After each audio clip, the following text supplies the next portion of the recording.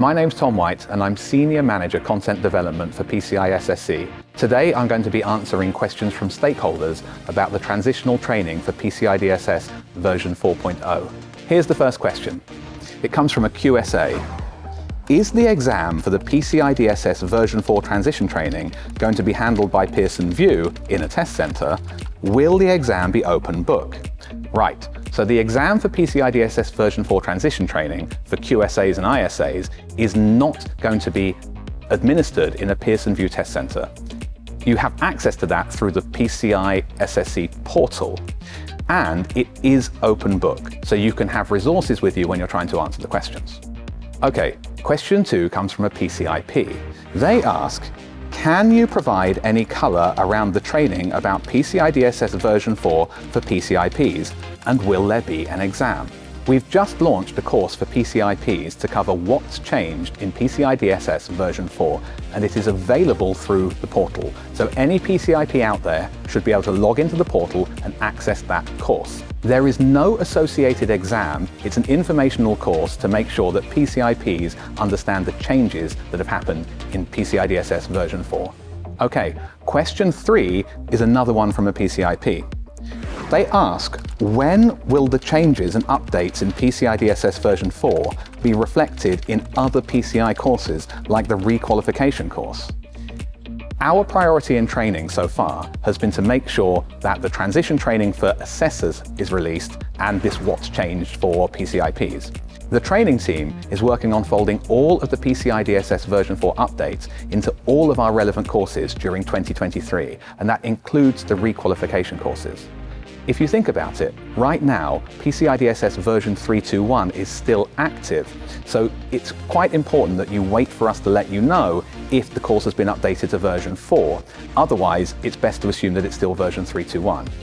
Changes to the exams will obviously track the updates to the courses, so if you do PCIP requal right now, it will be version 3.2.1, and so will the exam. The most important thing to remember is that we will let you know which version of the course you're about to take. This next question comes from an ISA. They ask, are ISAs required to take the transitional training and exam?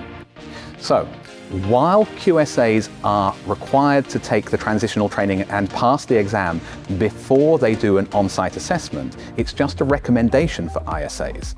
But think of it like this. For an ISA to do an on-site assessment and complete a report on compliance, they need, or the entity they work for, needs to make sure that the report receiving entity, which would be perhaps an acquirer or a payment brand, is happy with that approach.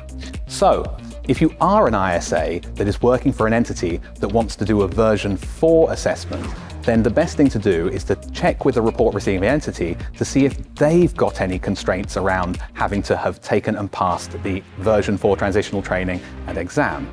Like QSAs, if an ISA takes and passes the version 4 transitional training exam, then that is reflected on their listing. So if you go and look yourself up as an ISA, it will say, have a little star to say that you've passed the version 4 exam.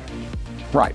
The last question comes from a QSA. They ask, I understand that as a QSA I can do a version 4 assessment after I take the transition training, but what's the path for a new QSA? New QSAs at the moment have to do the version 3.2.1 new QSA course. This is true for ISAs as well.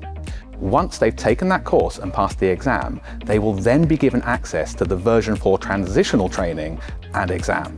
So the path for a new QSA is to do version 3.2.1 training and exam first, and then do the version 4 transitional training.